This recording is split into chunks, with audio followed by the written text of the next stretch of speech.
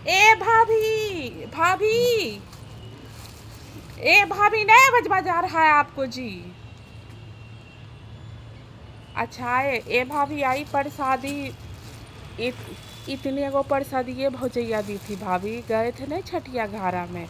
लीजिए आपको दे रहे हैं भाभी, लीजिए प्रसादिया लीजिए। वो सोचे भाई कि इतने इतनी ये को दी थी, इतना इतना बनाई थी भाभी, समझे।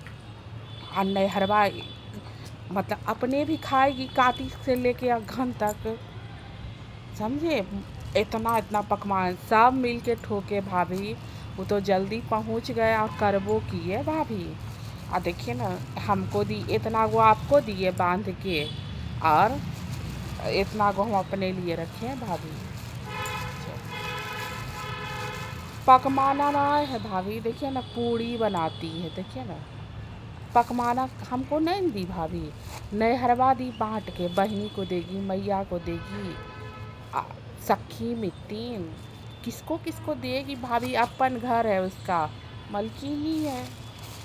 आई खाली देखिए ना, सर सर्दियाँ ऐसी होल था भाभी, दो जगह का पानी हो गया, दो केला डाल दी है। तो हम सोचे कि दे देते हैं भाई आपको भी, काहे हम लोग के यहाँ सर्दी होल, देख रहे हैं सब बेकतिये नाका पोछ रहे हैं भाभी। क्या करे, पकवान एको गो नहीं है भाभी। एगो सेव दी है भाभी, मेरे तरफ ना सुदर्शन भैया एगो खड़ा हुए हैं, सेव का है उनका चिन्ह है भाभी, इलेक्शन है भाभी।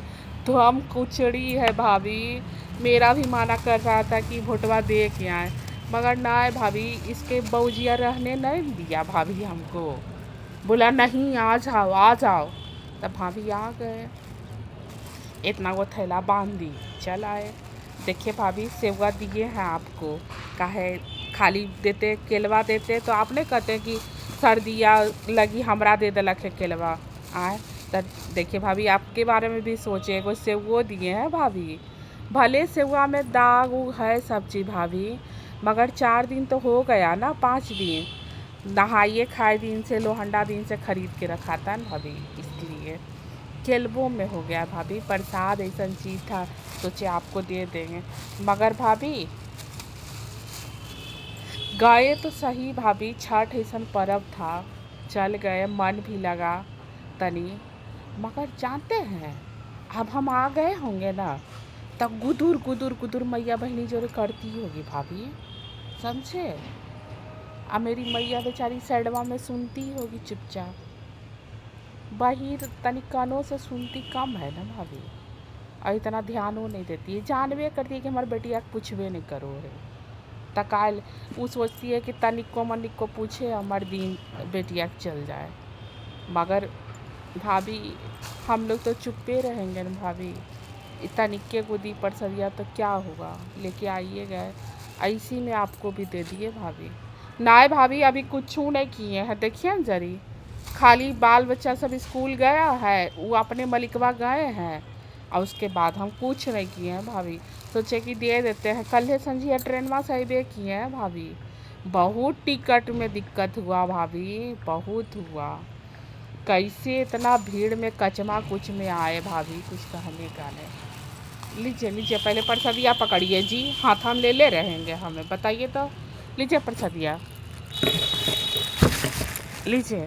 हाँ, नहीं तो नीचबो से लेके अनू आबेजो से पार नहीं करम हम।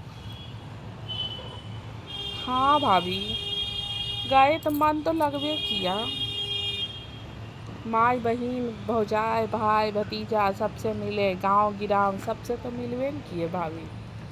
अच्छा भी लगा, तरी जगह फिट्टू भी हो गया मेरा, नहीं तो ये जे दूगो भितरा में को चल रहो, ओकर सुनो ओकर सुनो ओकर सुनो, इससे चल गए छठिया में। अब जहाँ देखिए, नाय भाभी अभी कहाँ जाएंगे खरा, अभी तो कल है तो हम आइबे किए हैं भाभी, तो कैसे जाएंगे।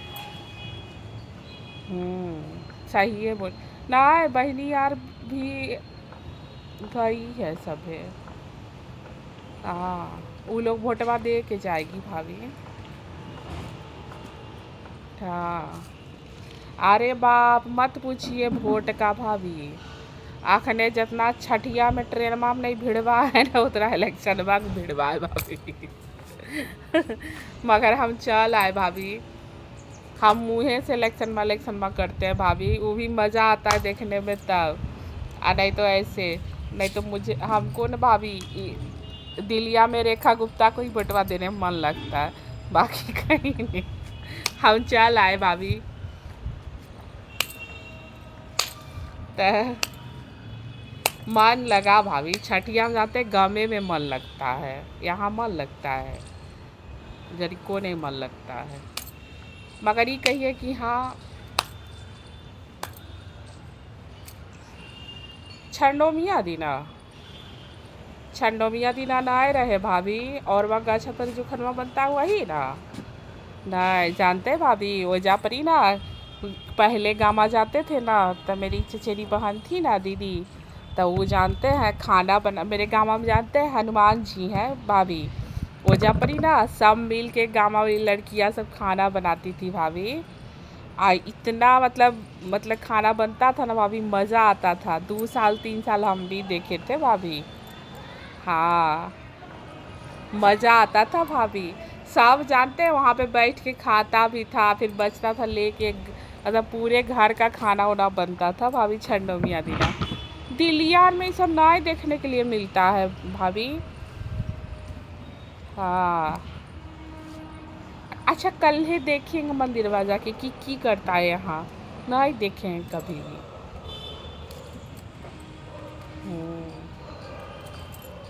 ठीक है भाभी, चले एको को कामा नहीं किए हैं भाभी यही, चले पहले कामा संजिया में मिलेंगे, ठीक है। प्रसादा खा लीजिएगा, अकेले बार नहीं फेंकिएगा समझे, खा लीजिएगा। तब ये सेवा दिए हैं आपको, समझे कि भाई केलवा खा लेंगे उसके बाद सेवा दिए हम, कि केलवा खा लीजिएगा उसके बाद सेवा दोनों संयम होगी, आधा आधा काट के खा लीजिएगा, समझे। ठीक, कल मिलते हैं संजिया, नहीं तो आज है संजिया में मिलेंगे, ठीक है भाभी।